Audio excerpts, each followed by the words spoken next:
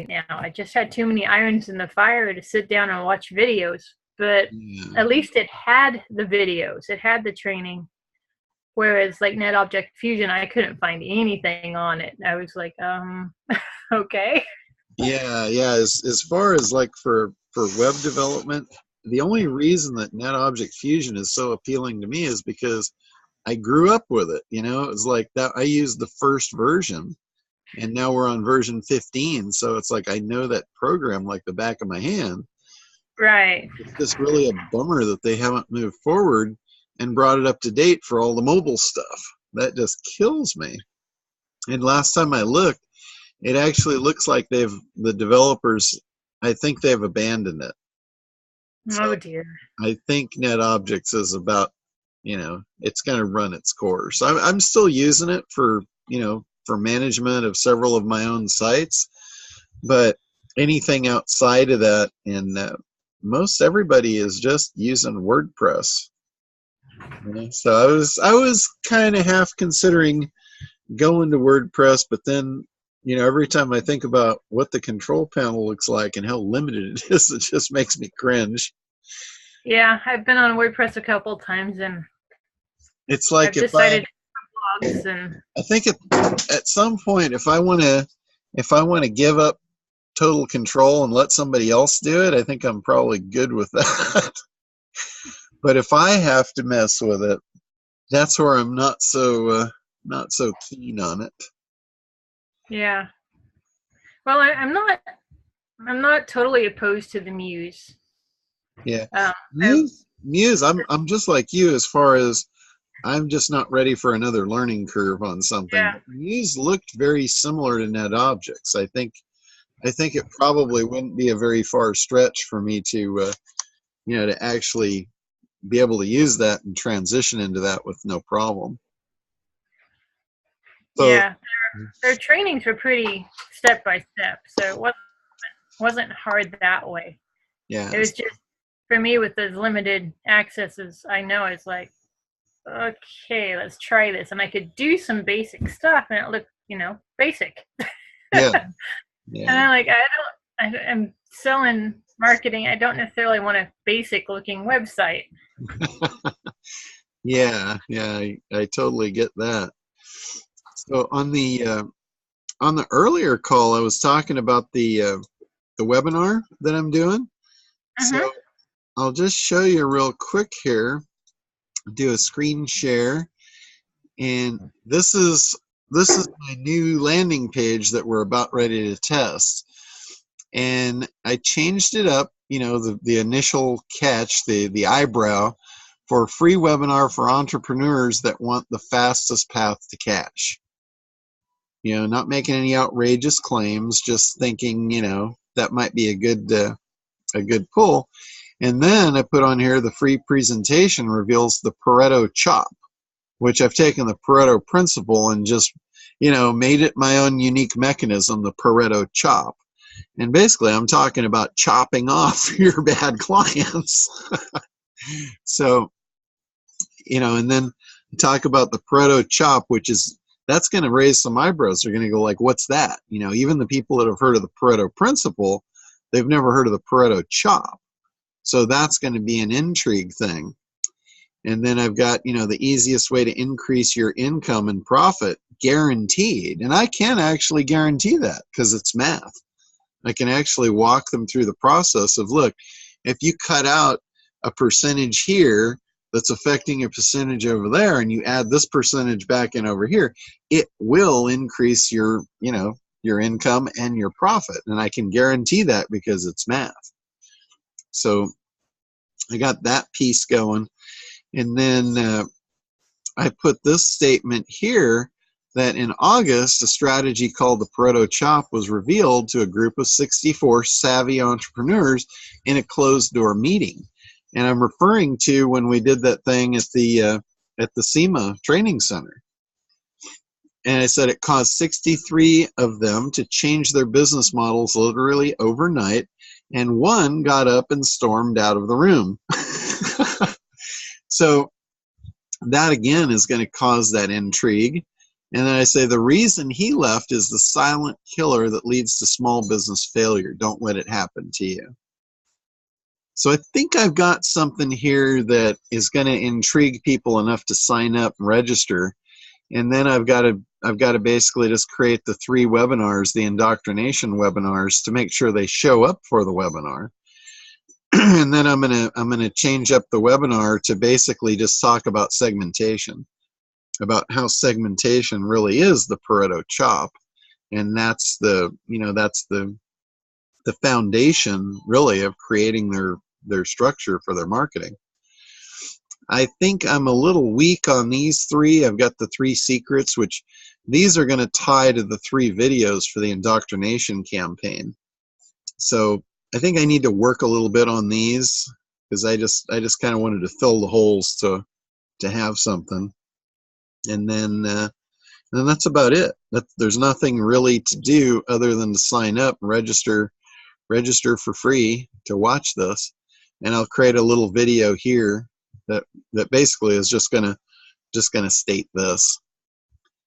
So that's what I've got so far that I came up with. I was actually able to chip this out while I was in Vegas. I had one of those down days where Rustin was out running around and I was here figuring this out. So it was. I like your color scheme on it, but should your register free now button be a little darker or a brighter color? I was thinking maybe orange. Something to stand out, because the blue is nice, but it just all kind of blends. It's very peaceful, and calming, and yeah, I think you're right. I might change that to the orange color, because orange really pops off of this type of blue. Right. Yeah, and that would probably be better. Yeah, and what this was, where I got this was one of the free templates that is inside of ClickFunnels. Okay. I think they had 4 or 5 different templates to choose from for webinar registrations, and this was kind of the one that looked most appealing to me, so I went with that one. But yeah, I think you're right. I think having a different color here might make that pop more, because it's kind of the same color as this, and there's not really a grabber there. It's almost too peaceful. Yeah, we need some excitement there. So yeah, so that should work out. So anyway, that's kind of where we're going with the next step. The last one, I think, was just the market was just too acclimated to those claims. It wasn't getting the opt-ins.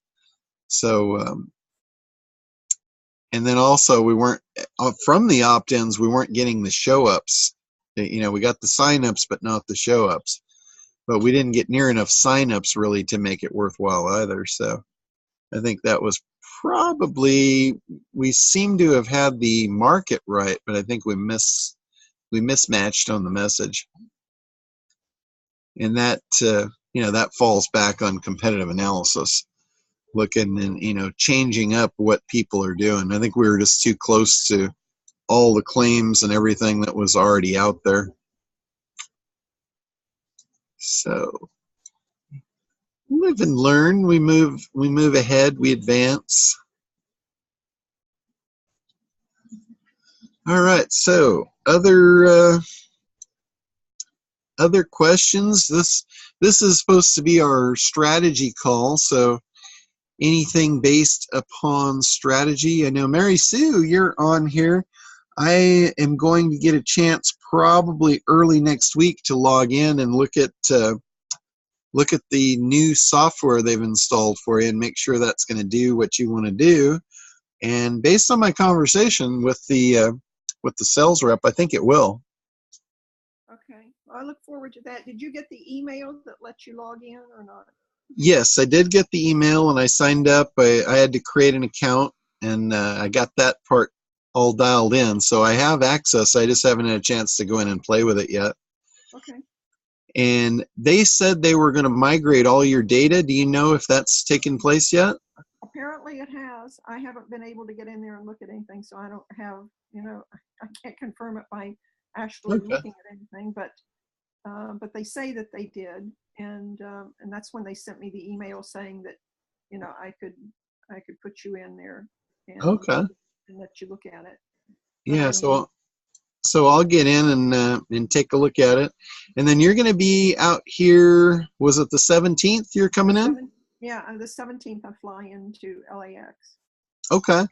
So maybe we can spend some time on the 17th and see if we can advance you on to the next stage. Well, I would love that. So I guess the biggest thing for me on this, I mean, is what can we use if we got that we already have, and and when do I decide if I need to change websites, right? So Got it. Well, I just need to figure out if I go ahead and put money into the one I've already got, I don't want to then have to say this is still not working for me. And if our biggest thing right now is doing the email campaign, I'm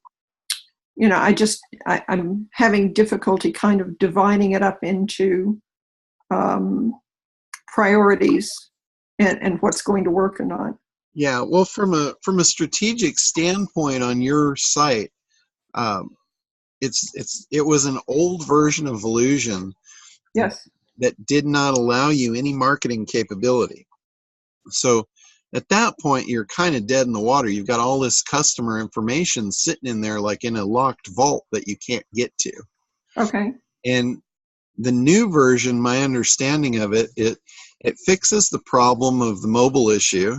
So it brings you into the future that way. So your site now will be mobile friendly. So all the mobile devices, that in itself is going to help you tremendously, because it's going to allow a lot more access to all those devices out there that are not accessible now for you.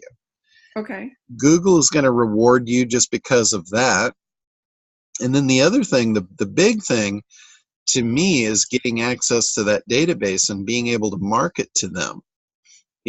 Frank Kern has talked about this for years, of there's money right there available to you. And he's published and given away as a lead magnet his 4-day cash machine. And basically what the 4-day cash machine is, and this is what I want to do with you, is try that out to your database. Okay. And the essence of the 4-day cash machine is 4 emails Okay. over anywhere from a 4 to 7 day period. Okay. And the first email goes out something like this of, hey guys, thank you for being a past customer. As a reward for that, we're doing a special customer appreciation sale. And here's the items that we have. Here's the discount prices. And, this is our thank you to you. So take advantage of that while the offer is available. It's only going to be available till, next Friday or whatever the date is. Okay. And then the second email is, hey, I know we sent this out. I just wanted to keep you, abreast of, there's only so much product and it is going fast, and I don't want you to lose out on it. And then the third one, is a similar thing. And then the fourth one really is just a final notice. It's a last call. It ends today. Now's your last chance. Click the button now and order the product. And he basically says that sequence has made him more money than he can shake a stick at. Okay. And you can do it over and over and over with your list, because you can do a special, like you could do this as a Black Friday special. You could do it as a Christmas promotion. You could do it as, a client appreciation gift. You can do it pretty much any time you want to move product, and you have a massive customer list that you've been selling to these people for, 20 years, 15 years? Almost. Yeah. So you literally are sitting on top of a gold mine there that it's like it's locked in a vault. You can't access it.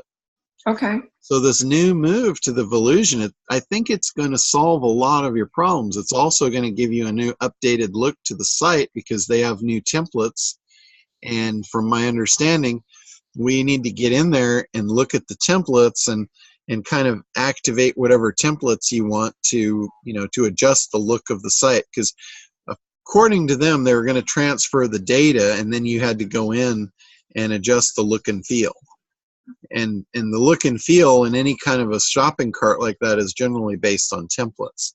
So we can look at either implementing templates that already exist inside Volusion, or we can also look at third-party templates if you want something a little fancier. I doubt you'll need that. Okay. I think we can probably just go with something right out of Volusion. We might have to, alter the format of your logos or whatever if they've got backgrounds to them that we need to knock out to fit into the new format. But I think it's going to be a pretty easy transition. How do I find the templates to take a look at them? That I don't really know because I haven't logged into the control panel yet. But generally there'll be a look and feel tab, and they may have either a store where you can search through a store to download templates, or sometimes they have some pre-installed that you can choose from. Okay. And I just don't know with Volusion because I'm not familiar with it. But once I get in there, I'll take a look around, and then maybe we can do a screen share and I can show you and we can test them out. And, okay. You might say, hey, that one's perfect. Let's go with that. And, it's a done deal. We're ready to go. Okay. Sounds good. And then your guys at Volusion, they said once we get the test store dialed in, they can make it live for you. So here's something that is worrisome on the heels of this. I got it when I logged in today. I came up with an announcement that said, "Oh, we're going to have our second phase of moving our site to the cloud." And I thought, are you telling me that now you have another opportunity to take my store down for a week? Because that sounds exactly like what happened the last time. Yeah, well, the last time that was a DNS issue, and that should. This one sounds like it is too, because that's what they put in their stuff. They talk a little bit about name servers or CNAME or something, and like DNS. And I thought, good grief, or if they've got like 5 phases on this thing, every time they give themselves another shot to take my site down. It's just, I just can't believe it, Yeah, I copied it. I'll send it to you so that we can be prepared, I guess, Yeah, you just really have to be on top of it and know what they're doing. And like that last time when I heard the details of what was going on, it was pretty obvious to me what happened and how to fix it. And it's an easy fix if you know what to do. I just can't believe they didn't get it. They didn't catch it, and they didn't, weren't able. Well, they didn't really have any interest. So, I mean, they really put it on my plate. Go contact GoDaddy, or somebody ought to be able to fix it for you. But it's not us. All we get to do is take the site down. We're not going to put it back up. Right? Well, they didn't really take the site down. It was just in the routing. And typically the routing does fall on the user. They have internal routing, but if you have external mail servers, that really does kind of fall back on you. But they should have told you, hey, we're changing the IPs. So if you have different name servers, you need to update these IPs in your records. They should have. If they didn't tell you that, then they kind of hosed you. I mean, I didn't, even when I went to GoDaddy looked at it and said everything is fine, so it really was just a back and forth, and nobody had the answer at that point. I mean, eventually we did something, but it took a whole week. Yeah, that's the problem when you have multiple vendors in place. Like you've got GoDaddy, and they don't know about the other one, and you've got Volusion, and they don't know about GoDaddy, and then sometimes you've got a third party managing your DNS, and they don't know about either one on either side. So what's the answer to that? How do you get everything in one place? Well, the answer to that basically is to have one point of contact, one person that's managing all of that for you, or you managing it yourself, and just knowing, what's going on with it. Well, I guess I thought Volusion was that, and I have no idea how to. Yeah. I don't even know if I want to, but I wouldn't know how to make Volusion that point of contact. I don't know how to give them my GoDaddy information. And since and GoDaddy does a lot more to help me, frankly, than Volusion does. Sure. So what happens with GoDaddy is you're probably managing your own DNS using their name servers. So when you have that situation, you have GoDaddy over on this side. So on this side, if Volusion updates your IP address and GoDaddy doesn't know about that, now the records are off and there's a mismatch. So, if you had one point of contact that was managing all that, when they changed over here, they would know, okay, I got to change this over there. Instead of having the two that are not talking to each other and you're in the middle and you don't know the language of either one of them. So between the two of them, who do I put in charge? The thing about it, to answer that, I would have to know what other records you're managing at GoDaddy. I don't know if there's maybe another party in here that's involved as well. Like sometimes people will have email records, like they're managing their email at some other source. Don, I never email anybody other than the fact that people get an invoice and a tracking number for their shipping. They don't hear from me. So we're about to change that. Yeah. But clearly that has been the way it is in the past, right? Yeah. So basically, if Volusion was your source and they were your host and they were managing your email and there's no reason really to have anything anywhere else, then what you do is you go to GoDaddy and you change the name servers to point to Volusion. So now Volusion is in control.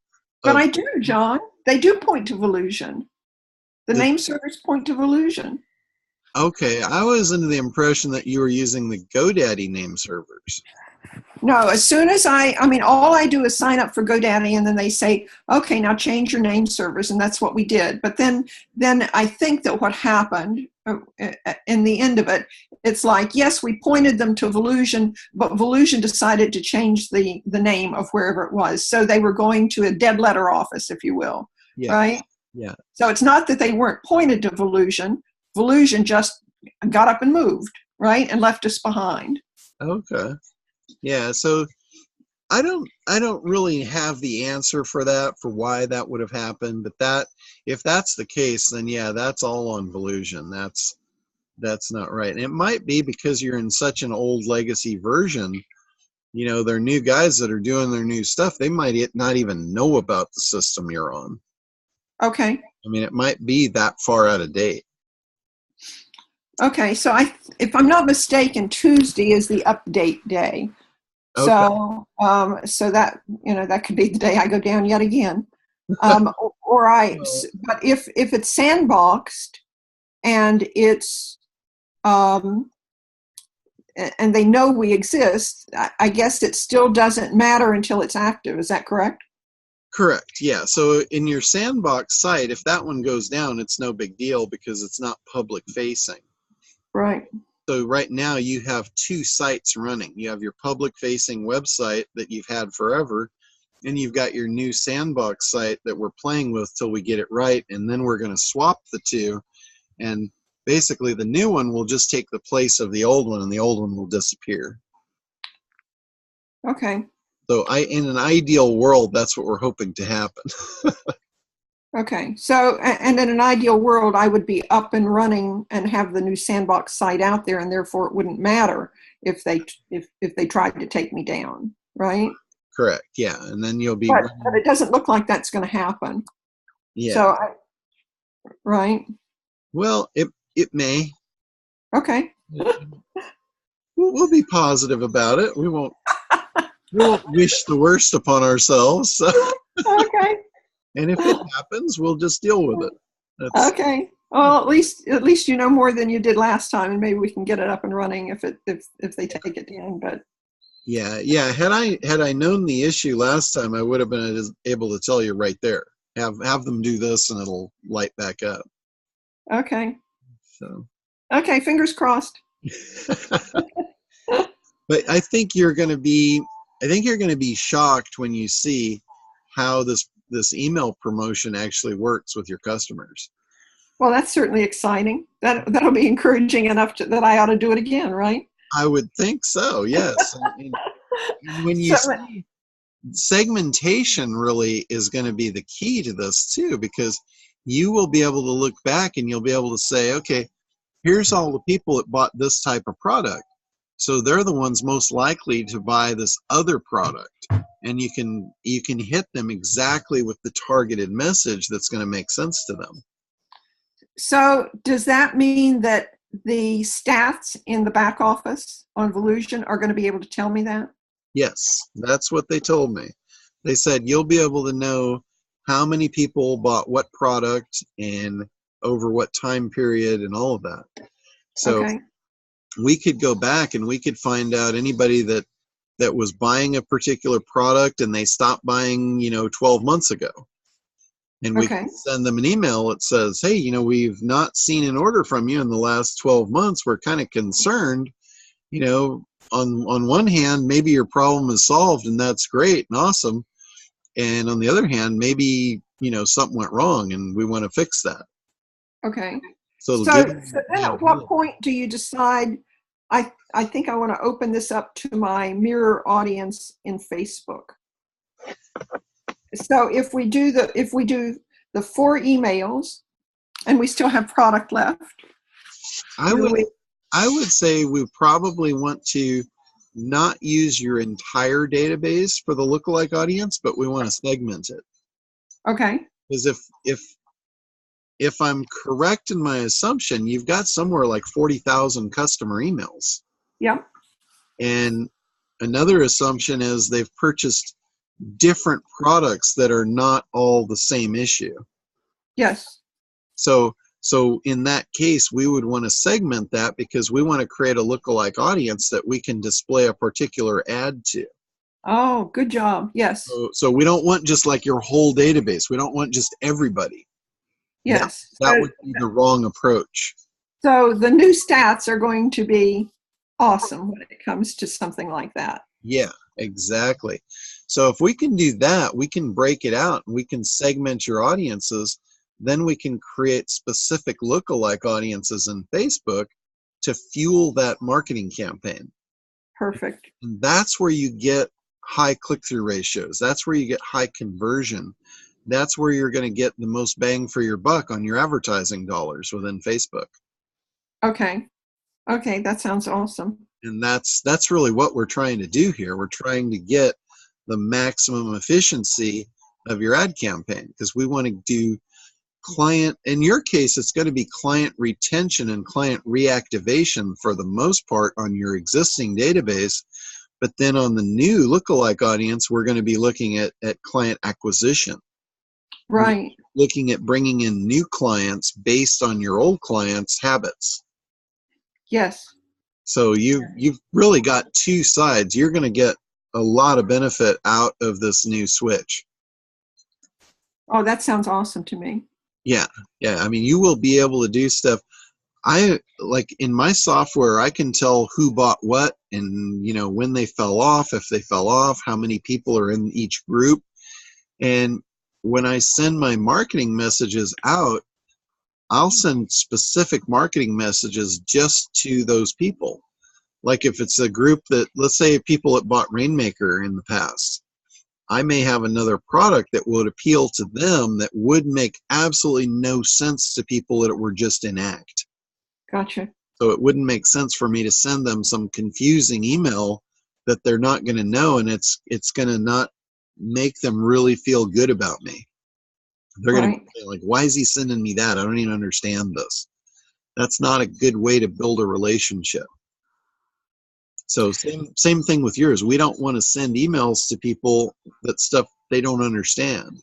Right. We want to have a good reason to send that to them that makes sense to them. Remember, it's all about them. It's not about us. We don't want to push our features.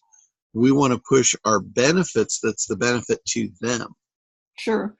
So it sounds to me like maybe using the new segmentation that the first emails need to go out to people that have already bought the products that we're talking about, and then we can follow up to the people that might not have bought because they didn't understand the value of it and give them an opportunity. But the letter would be different, right?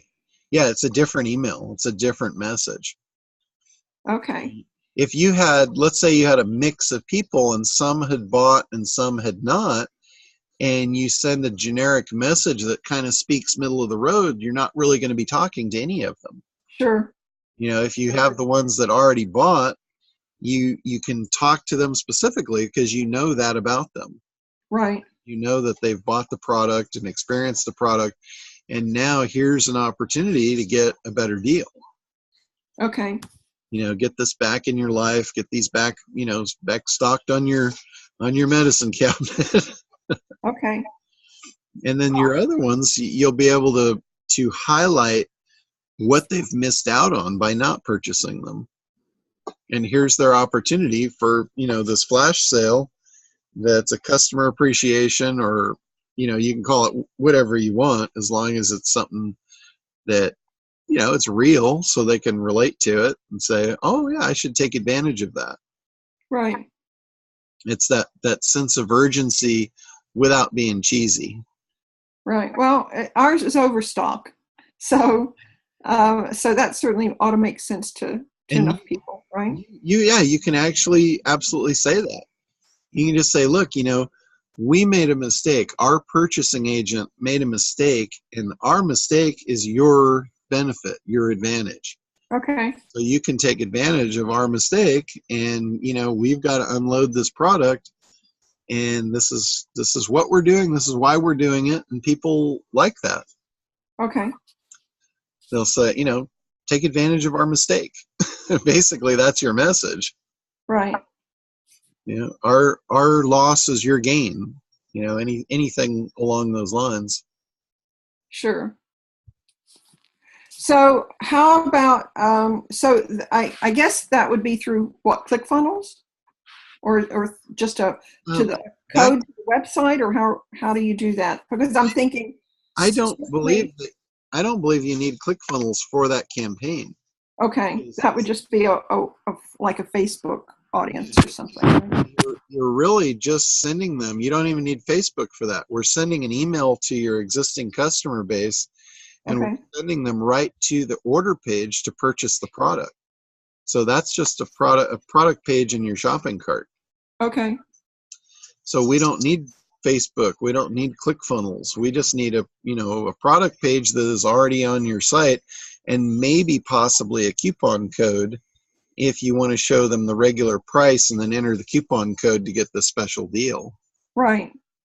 So either way, we could either create a new product with the price as being the price already pre-discounted, or we can put the coupon code in there. I just want to remind them that they're getting it at a discount when they get there. That's all. Yeah, absolutely. So yeah, that's why Frank said, he said, this is the easiest campaign you'll ever do, because you're just leveraging an already existing database to sell them more stuff. Okay. And for resellers, for those of you guys that are managing other people's campaigns, you could actually offer as a service, hey, I can run a 4-day sale for you, 4-day cash sale, to generate revenue, dump excess inventory, and help you clear your shelves and get new inventory in stock. And people, that's not something that they know to shop for. It's that whole unaware thing that nobody's catering to them. And if you brought that opportunity to them, they might just jump on it. They might say, awesome, how do we do that? And, you just get in and you just run the campaign for them using their software, using their internal email management software. You get in there, you run a search in their database, you find out how many people are, the right target audience out of their database, and you say, I'm going to run a series of 4 emails out to them, and we'll see how it goes. And you can either charge them for that service, or you can also do a percentage of sales. Say, look, if I could dump your excess inventory, would you give me 20% of the sales if I can do that for you? And either way, you stand to make a lot of money by offering that type of a service if you're doing any kind of a resell, if you're managing clients. So that's a great way to do it. I've actually done it just as a favor to several clients, showing them how to do that. And everyone I've done, everyone I've turned that on to, they're all still doing it because it works. It's a great thing to do. I should do it more myself. I kind of kick myself every time I talk about this. I'm like, that is such a good idea. Why in the hell am I not doing more of it? Because I know every time I do it, it brings in cash flow. It's literally, he calls it the 4-day cash machine. And that's exactly what it is. And it's not just a one-shot deal. I can't tell you how many one-shot deals I've sent out, and I still make money on them, but how much more would I have made if I followed it up with 3 follow-up emails? It's just a much more effective way to go about it.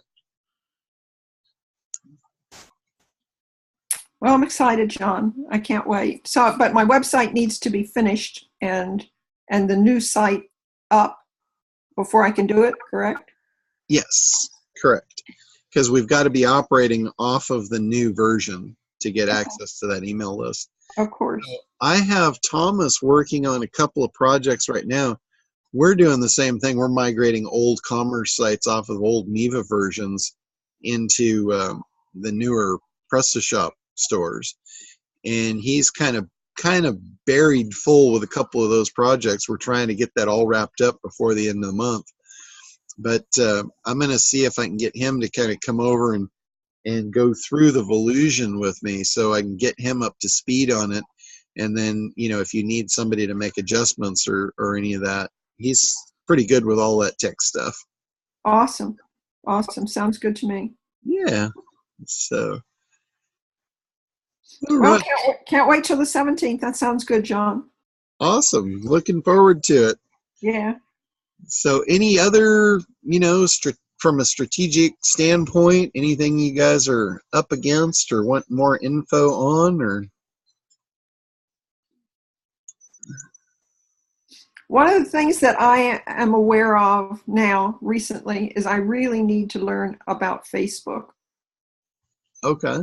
Or have somebody do that for me. Yeah. I had this conversation with like 3 clients in the last 2 weeks. Okay. And it really, everybody is feeling the same pressure.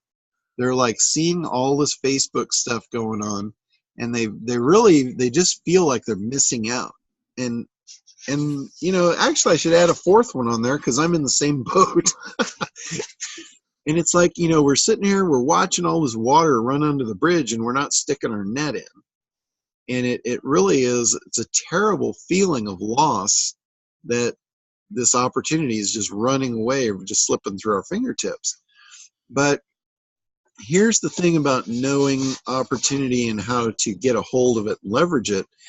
If we take time off of what we do best to go and do something else that someone else could do faster and cheaper and easier, then we're not really doing ourselves a great service, by that. So I've been telling a lot of people, hey, it doesn't make sense to run your own Facebook campaigns unless you don't have anything better to do and you got a lot of time on your hands. So you might be better off to pass that off. Now, to pass that off, you have to be up to a certain point. Like, you've got to have the creation process done. You can't just run ads to web pages. It doesn't work anymore. You've got to have your marketing funnel in place. You've got to have your message right. You've got to know the audience. You've got to know who you're targeting, what's important to them, because that ad, when you run the Facebook ad, it's not just about going in and setting it up. It's about what's the headline, what's the call to action, what's the big idea behind this marketing campaign. If you have that stuff in place, that's the stuff you should be working on in your company, not the nuts and bolts of how do I edit my website or how do I, set up and manage a Facebook campaign. You need to do the heavy lifting, which is really understanding your audience and figuring out that communication to them, and let everyone else do the rest. Let them do the day-to-day minutia stuff. You focus on the really important things of what's my message to the market, who is my market. And then you hand that data over to the guys and you say, hey guys, here's who I'm going after, go hunting. Here's the information you need, go hunting for me, bring the carcasses back. That's really where you've got a team in place and you're leveraging the power of the team. That's where you can really grow and expand. If you try and do everything yourself, you're not going to do anything effectively, and you're going to suffer on all ends. And you're going to see that in your cash flow, because you should be spending time increasing that cash flow, not doing minutia day-to-day stuff that anybody can do. Well, unfortunately, I'm not among those that is anybody that can do it, because I can't, and I have to say I've got the a talent of saying everybody I've hired to do it has just screwed up the stuff royally. So I need the face of my Facebook has to look like it is logical and professional and presents us to the world in a way that makes people want to come and buy from us. And I have to say, I don't feel that way about my Facebook stuff, right? Well, that right there is a common symptom of getting everything out of order. You're in the traffic mode before you've done the creation. And if you get into the creation before you've done the analysis, you're never going to get the message right. So it really is about the sequence of these things. You've got to do the analysis. There's no way around it. You've got to figure out everything that's important to your avatar, and then go into creation and create the calls to action that make sense, that will call them to action and get them to move. And once you've got that, then it comes to driving traffic. That's where you're putting your Facebook ad together. So if you're in the mode of putting the Facebook stuff together, I can see why it's failed if you haven't got the other two in place. It's absolutely about the sequencing. That's why I created the whole ACT program. It's like I see everybody doing the stuff out of sequence and everybody's suffering because of it. So I came back and I said, look, if you guys do it in this sequence and you follow these formulas, you're going to be following the same formulas that the ad agencies use, and they don't fail. You pay them a bunch of money and they do the job for you and they don't fail. It's not very often that they come out the other end with something that doesn't work, because they've done it right. They've done it in sequence. They know who they're talking to. They know what's important to them. They create the message based on that. And again, back to analysis, they know who they're after and where they are, and then they go hunting. So it's when you do that out of sequence, that's when you fail. There's almost no way you can succeed doing it out of sequence. Okay, need to figure that part out. And believe me, I have done it out of sequence plenty of times myself, and I can tell you I failed every time. Okay. Can I throw something in real quick on that? Sure. Just hearing what Mary Sue was saying about she doesn't feel like she's happy with the face of her Facebook, or how when people are coming to her Facebook. Mm-hmm. And what I'm saying there is she might be looking at the difference between somebody that manages your actual Facebook account versus somebody doing ads on Facebook. Because I know in our case, that would be two totally different people. That we've got one that will actually post, your header across the top, and will post things going on in the company that are nearby or know kind of what's going on, compared to your expert that's going hunting doing ads. Yeah, you really You have two separate skill sets there. Yeah, I agree. The ad creation, Absolutely. yeah, the ad creation is done in the creation process. The creation process is separate from the traffic process. So when you move into the traffic process, you're carrying the creation over and you're handing it off to the traffic guy. So the problem is when you go to the traffic guy and you don't have that, and you expect him to do it for you. That's not his expertise. That's where you're going to get a riffraff and a mishmash, and you're going to get shoddy results because of that. It's the same thing with web development. How many times have you gone to a web developer before you created your marketing message and you said, build me a beautiful website?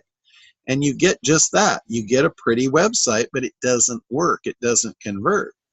And it's not the job of the web developer to create your marketing message. They don't know how to do that. They're not equipped to do that. That's not their specialty. Yeah. And if it were, they would charge you a whole lot more than they charge to build the website. So it's like you've got creative thinkers, and then you've got mechanics. And the mechanics, that's the job of traffic. Setting up a campaign is just taking the things that were passed to them through creation, and they're doing the nuts and bolts to make the campaign run. They're not creative people, they're analytic people, and that's why you need them there, because they're going to run the ads, they're going to analyze the results, they're going to do split tests, and they're going to figure out which ones sell better, and they're going to do more of those. You know, like when you run a headline, you run 2 headlines and you see which one converts better. And then now the one that converts better becomes your base, and you test it against another version. And you keep doing that until you can't beat it. When you can't beat it, that's your long run headline.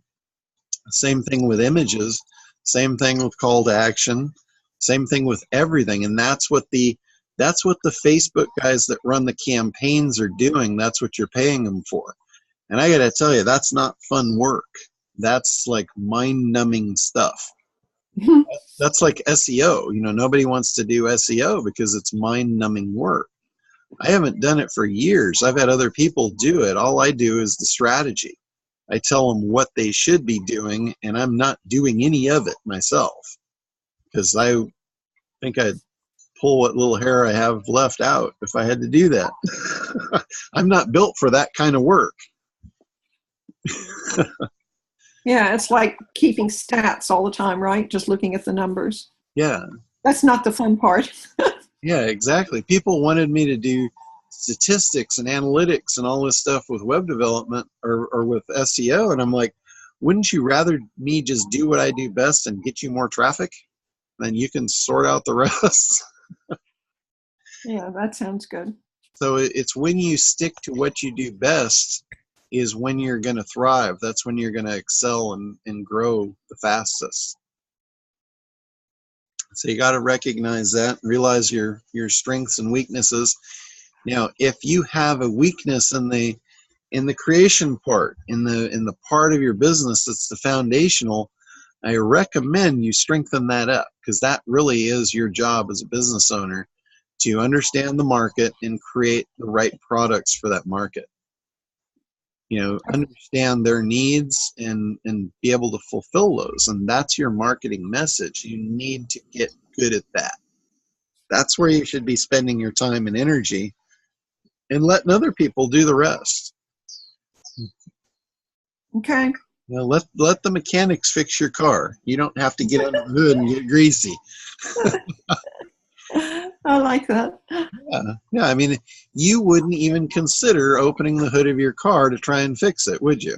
Would not. So it's the same thing here. You just have to understand what you should not be doing yourself, and what you need to really get good at to benefit your business. Okay. Well, a lot of moving parts to fix here, John. Yep, absolutely. And I am here to help you every step of the way. So you're awesome. I love it. So yeah, so looking forward to seeing you on the 17th and getting you moving forward. Okay. So, all right. Anything else for you, Glenn?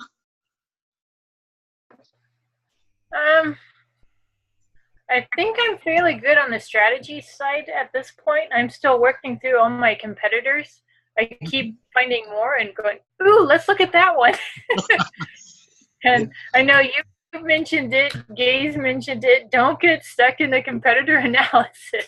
Yeah, So everybody. I am working my Yeah. way to make sure I get through it this week. And I'm hoping by my accountability call on Tuesday to say, okay, I've wrapped it up.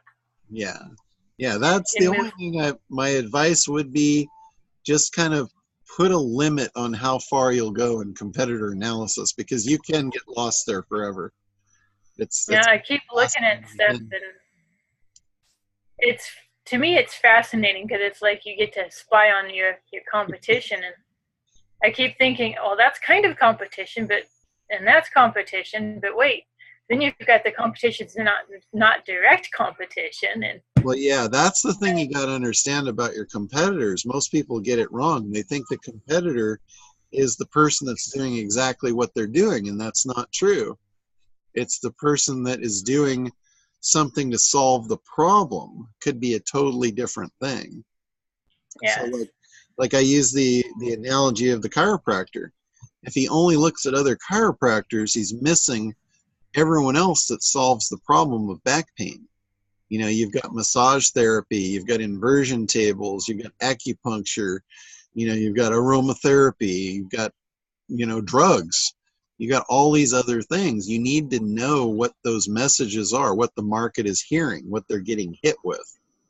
That's the only way you're going to be able to develop a unique mechanism to show that you can deliver the result better than the rest of them.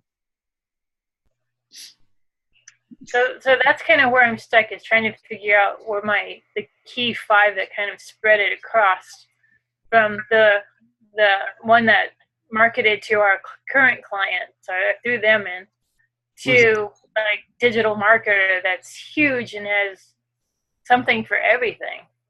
Yeah. So I'm kind of looking at both.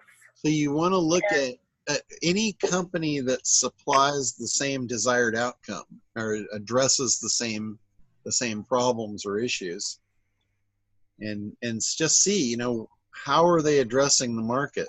Who are they targeting? What are they saying? What's their promise? What's their delivery mechanism? You know, how are well, they? there's a whole bunch of them. Well, at that point, you got to just kind of pick a few, and you don't need 50 of them to figure it out. That's what I'm trying to figure out, is my kind of my cross section of the. I think I've got 5, and I've looked at about 7 of them. Yeah, And I'm that's trying why. to keep it to the 5. Yeah, that's why I put 5 in the workbook. 5 is more than enough. Okay, I will try to keep it to 5.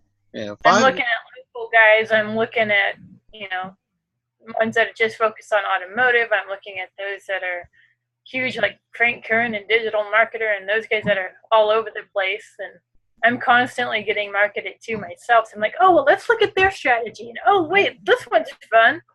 Yeah, absolutely. So it's an interesting struggle. Well, that's something you should always keep your eyes open. You know, even after you've done your marketing campaign, you always want to be on the lookout for what's new, what's changing, how are they marketing now, because it's all evolving. This is all a moving can of worms. Right. Well, the one that caught my eye this last time was disruptive marketing. Ah, I don't know if you've seen their ad, but it's very amusing. you mean disruptive or destructive? Oh, it's called disruptive, Okay. and their ad is basically, are you trying to match your marketing firm? And it's like a dating site with this gal scrolling bodies across her screen. She comes up with one that has a big box on his head and a D and this, you know, picture perfect body. And it's, ooh, and she clicks on that, and then here he comes at the door with flowers, and he's got this box on his head, and then it goes all the way to marriage, and then it goes to babies, and all these babies are little dollars, little boxes with dollar signs on them. Yeah. And what they are is a pay-per-click management company. Okay. Yeah, I So saw I was Mark like, and well, Koenig's. creative. I saw Michael Koenigs do a demonstration of that, and he came out on stage in a dinosaur costume. At a business conference, he strolls out on the stage in a dinosaur costume, and he says, "I am the Disruptosaurus." And that was his whole thing. He was teaching people how to be disruptive, think disruptive marketing.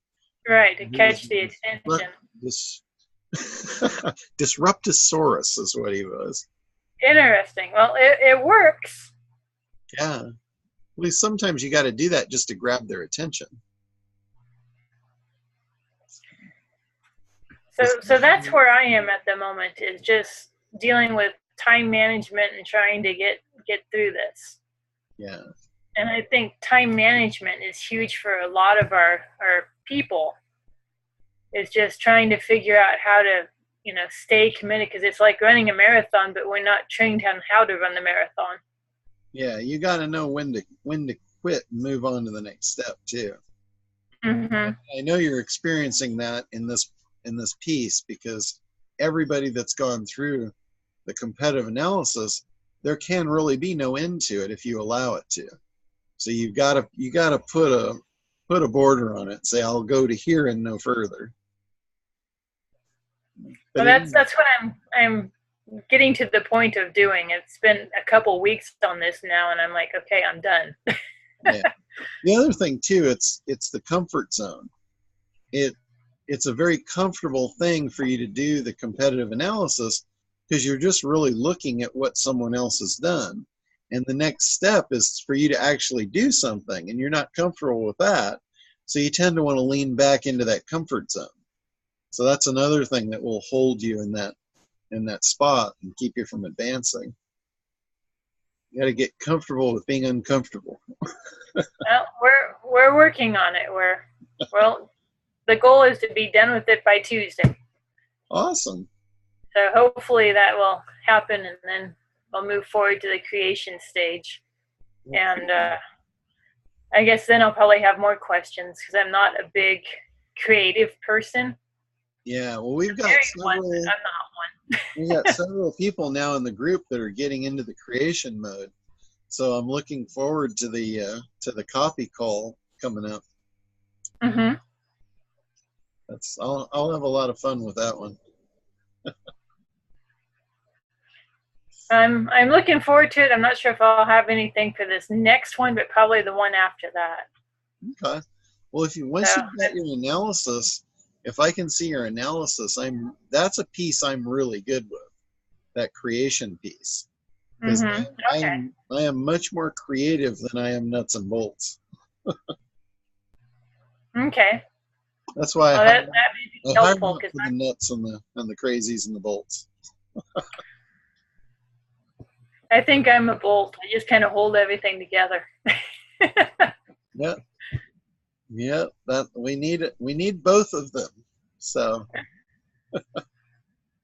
Okay. Well, that's basically where I am right now.